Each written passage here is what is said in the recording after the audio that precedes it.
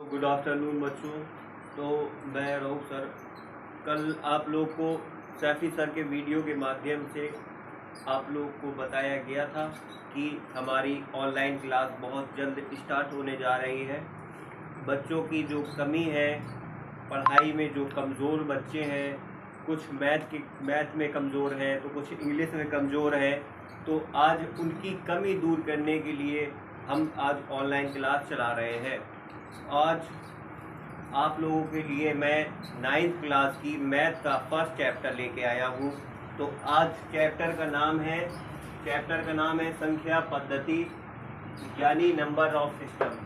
तो आप लोग को मैं ये बताना चाहता हूँ कि सबसे पहले मेन बात ये होती है कि कोई चैप्टर स्टार्ट करने से पहले उसके बारे में पूरी जानकारी ले लेना कि उस चैप्टर में मेन चीज़ें हैं क्या, उस चैप्टर में क्या कहना क्या चाहता है। जैसे मान लीजिए अगर अपन कोई सवाल लगा रहे हैं तो उसके लिए मेन बात क्या है, उसके लिए मेन बात है हमें फॉर्मूला। अगर हमें फॉर्मूला नहीं याद होगा तो हम सवाल नहीं लगा पाएंगे। तो उसी के बेस में कुछ टॉपिक्स लेके आया हूँ जिसके बेस में आप लोग पूरा चैप्टर कर पाएंगे। तो आइए हम जानते हैं कि है क्या ये चीज़। तो आप लोग देख पा रहे होंगे कि सबसे पहले लिखा है प्राकृतिक संख्याएं। प्राकृतिक संख्याएं क्या होती हैं? प्राकृतिक संख्याएं ये होती है नेचुरल नंबर, यानी जो ईश्वर ने हमें दिया है, भगवान ने हमें दिया है नंबर्स, जो 1 2 3 4 से लेके इन्फिनिटी तो अनंत तक जो हमारे नंबर्स होते हैं। 1 2 3 4 आप लोग ने बचपन में छोटे में पढ़ा होगा। 1 2 3 4 5 6 7 ये अनंत तक हुआ करते हैं। अब यही नहीं कि 100 तक हुआ करते हैं, ऐसी बात नहीं है, अनंत तक हुआ करते हैं। तो ये हमारे क्या कहलाते हैं? प्राकृतिक संख्याएं कहलाते हैं। और दूसरा है आपका पूर्ण संख्याएं। अब बच्चा यहाँ अटक जाता है कि सर ये पूर्ण संख्याएं क्या है? तो हम आपको बताएंगे कि ये पूर्ण संख्याएं जो है, इसी के आगे प्राकृतिक संख्याओं के आगे आप जीरो लगा दे, उसके बाद 1 2 3 4 5 से लेके इन्फिनिटी तक, यानी जीरो के बाद आपको पूरी प्राकृतिक संख्याएं लिख देनी है। और लिखने के बाद वो आपकी क्या कहलाएंगी? पूर्ण संख्याएं कहलाएंगी। समझ में आया आपको? अब इसके बाद हम क्या करते हैं? इसके बाद हम कहते हैं कि पूर्णांक। अब कोई कहता है कि सर ये पूर्णांक क्या है? आप तो अगला लेके आ गए, एक तो हमें पूर्ण संख्या नहीं बता दी, अभी पूर्णांक क्या है? हम आपको ये भी बताते हैं कि पूर्णांक क्या है? सभी पूर्ण संख्याएं तथा ऋणात्मक संख्याएं जीरो के साथ मिलकर बनती हैं। अब आप लोग कहेंगे सर ये क्या है पूर्ण संख्याएं? तो आप लोग पढ़ चुके हैं ना, अब कोई सवाल नहीं करेगा कि सर ये पूर्ण संख्या है क्या। पूर्ण संख्याएं आप लोग पढ़ चुके हैं। अब दूसरी बात, ऋणात्मक संख्याएं। आप लोग कहोगे सर ऋणात्मक संख्या, हर कोई बच्चा जानता है ऋण यानी माइनस का चिन्ह, ऋणात्मक यानी ऋणात्मक संख्या यानी माइनस की चिन्ह वाली संख्या जिसके आगे माइनस लगा हो। तो अब जो है वो क्या क्या होती है? जीरो के साथ मिलकर बनती है। अब देखो कैसे बनती है कि स्टार्ट यहाँ हमने क्या लिख लिया? जीरो लिख दिया। अब जीरो के बाद हमने लिख दिया 1 2 3 4 5 6 अनंत तक। अब इसके आगे -1 -2 -3 -4 -5, ये भी अनंत तक होती है, माइनस तक। अब आप लोग कहेंगे सर इस साइड तो प्लस वाले लिख दिया आपने, इस साइड माइनस वाले लिख दिए। तो क्यों लिखा? इसलिए लिखा क्योंकि जो जिसके आगे कुछ नहीं लगा होगा तो उसके आगे किसका चिन्ह है? प्लस का चिन्ह है।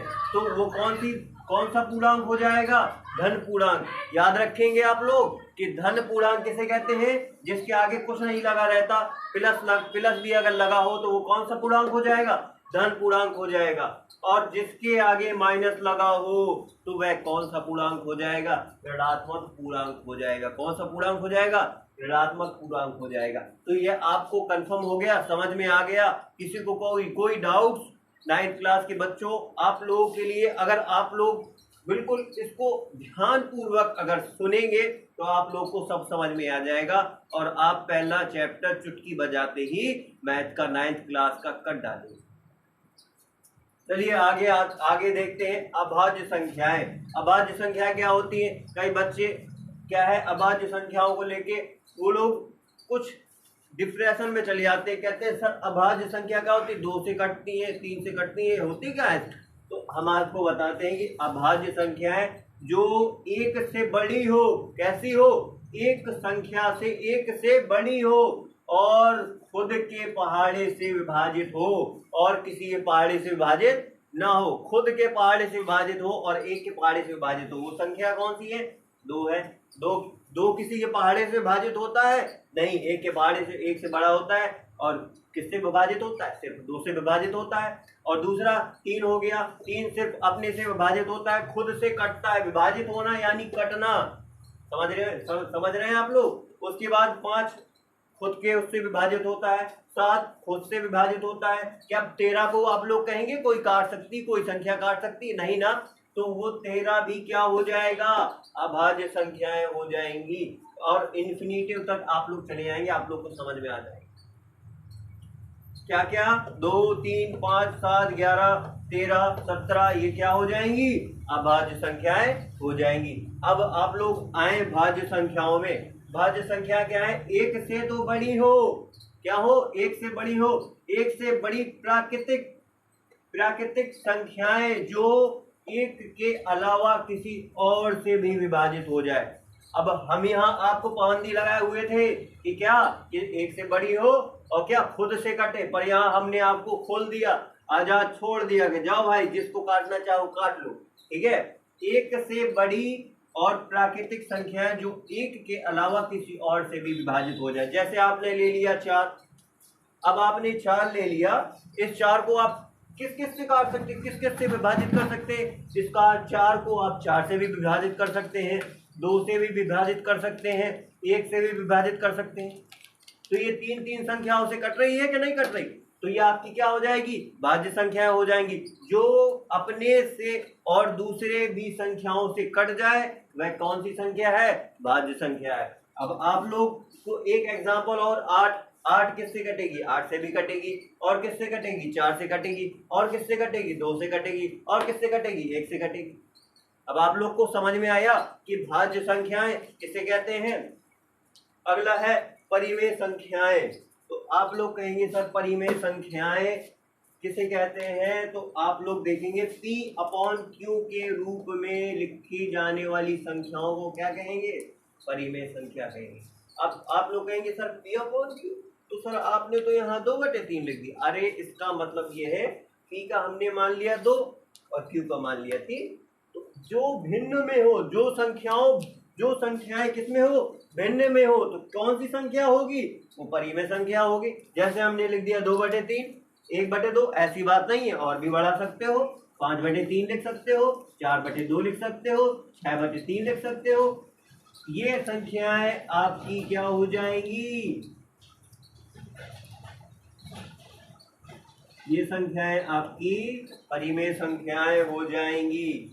अब आप लोग को आते हैं यहाँ पे अपरिमेय संख्याओं पे। अपरिमेय संख्याएं क्या होती हैं, अपरिमेय संख्याएं P/Q के रूप में नहीं लिख सकते, उसको आपको पाबंदी लगा दी गई है। आपको क्या पाबंदी लगा दी गई है कि P/Q के रूप में आप नहीं लिख सकते। अब क्यों नहीं लिख सकते सर, कैसे लिखते हैं फिर इसे, तो हम बताते हैं आपको कैसे लिखते हैं। इसको आप रूट के द्वारा दर्शा सकते हैं, √2 के द्वारा, रूट इसके अंदर कोई भी संख्या रख दो, रूट के द्वारा दर्शा सकते हैं, पाई के द्वारा दर्शा सकते हैं। अब आप लोग कहेंगे सर पाई का मान तो 22/7 होता है, तो बेटा एक बात बता दें, ये 22/7 लगभग में होता है, कंफर्म नहीं होता। इसलिए क्या, ये अपरिमेय संख्या होती है। समझ में आया आपको। अब किसी से कह नहीं देना कि पाई का मान 22/7 होता है तो ये परिमेय संख्या हुई, अपरिमेय संख्या ना हुई, नहीं बेटा ये अपरिमेय संख्या ही होती है। और अगला है वास्तविक संख्याएं। अब आपका लास्ट टॉपिक बचा है वास्तविक संख्याएं। तो वास्तविक संख्याएं क्या होता है, सभी संख्याओं का संग्रह, मतलब ये जितनी भी संख्याएं हैं ये आपकी क्या कहलाएंगी, वास्तविक संख्याएं। तो बच्चों अब क्या ये आपका खत्म हो चुका है। तो हम क्या कल 9th क्लास के संख्या पद्धति के 1.1 यानी प्रश्नावली 1 लेके आएंगे, जिसमें आप लोग को सवाल सॉल्व करे मिल जाएंगे या फिर हम यहाँ पे करवाएंगे। तो आप लोग को इसके लिए ऑल द बेस्ट। और कल क्या वीडियो का इंतज़ार करें आप, और हमारे चैनल के माध्यम से हमारी वीडियो लाइक करें और सब्सक्राइब करें और दूसरों तक पहुँचाएं। जिन बच्चों के पास पैसा नहीं है, जो बच्चे फीस नहीं भर पा रहे हैं, जो बच्चे गरीब तबके के बच्चे हैं, जिनके लिए कोई कोचिंग में जाके एडमिशन नहीं ले सकते, तो उन तक ये वीडियो पहुंचाएं। वो अब इसके द्वारा उनको जो है कुछ सहायता मिलेगी और वह अपनी पढ़ाई सुचारू रूप से कर पाएंगे। तो मिलते हैं बच्चों कल की वीडियो के साथ।